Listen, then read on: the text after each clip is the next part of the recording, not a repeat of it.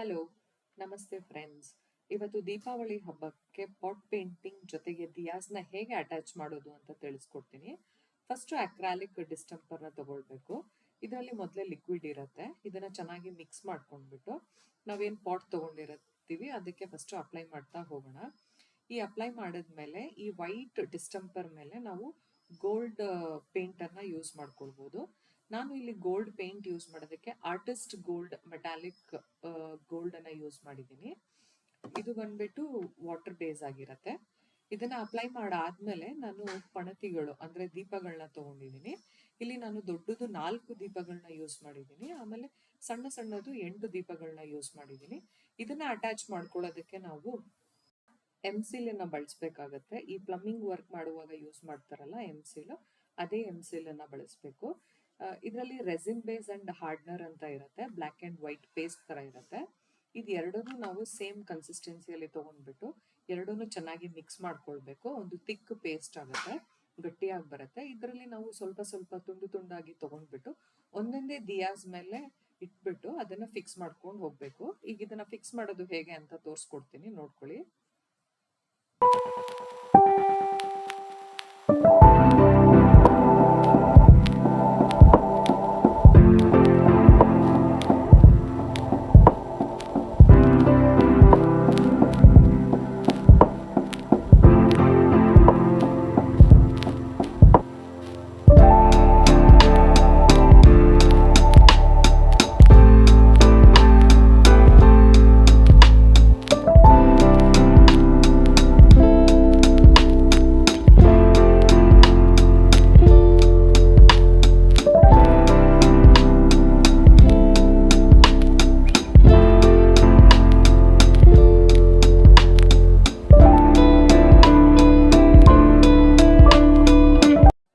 ಎಂಸಿಲ್ apply ಮಾಡಾದ್ಮೇಲೆ at least ನಾವು 1 hour ಅದನ್ನ ಒಣಗೋದಕ್ಕೆ ಬಿಡಬೇಕಾಗತ್ತೆ.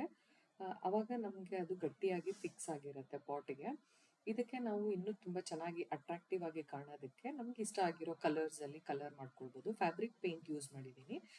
ಇದು ಬಂದ್ಬಿಟ್ಟು ಆರ್ಟಿಸ್ಟ್ ಯೂಸ್ ಮಾಡುವಂಥ ನಾರ್ಮಲ್ ಪೇಂಟ್, ಮಕ್ಕಳೆಲ್ಲ ಸ್ಕೂಲಲ್ಲಿ ಬಳಸ್ತಾರಲ್ಲ ಅದೇ ಪೇಂಟನ್ನು ಯೂಸ್ ಮಾಡಿದ್ದೀನಿ.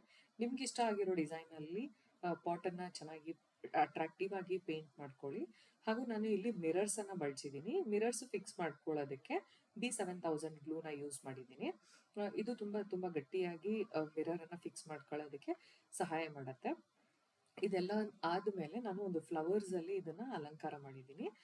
ಸೊ ಪೂಜೆಗಳಲ್ಲಿ, ಹಬ್ಬಗಳ ದಿನದಲ್ಲಿ ಈ ತರ ಒಂದು ಪಾಟ್ ಅನ್ನ ಪೇಂಟ್ ಮಾಡ್ಬಿಟ್ಟು ದಿಯಾಸ್ನ ಲ್ಯಾಂಪ್ ಮಾಡೋದಕ್ಕೆ ಈ ತರ ಒಂದು ಮಿರರ್ ಫಿನಿಶಿಂಗ್ ಕೊಟ್ರೆ ತುಂಬಾ ಚೆನ್ನಾಗಿ, ತುಂಬಾ ಅಟ್ರಾಕ್ಟಿವ್ ಆಗಿ ಕಾಣುತ್ತೆ. ಇದನ್ನ ಫುಲ್ ವಿಡಿಯೋನ ಸ್ಕಿಪ್ ಮಾಡದೆ ನೋಡಿ ಕಂಪ್ಲೀಟ್ ಆಗಿ.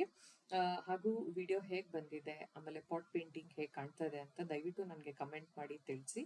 ವಿಡಿಯೋ ಲೈಕ್ ಆಗಿತ್ತು ಅಂದರೆ ದಯವಿಟ್ಟು ಶೇರ್ ಮಾಡಿ ಹಾಗೂ ಸಬ್ಸ್ಕ್ರೈಬ್ ಮಾಡಿ.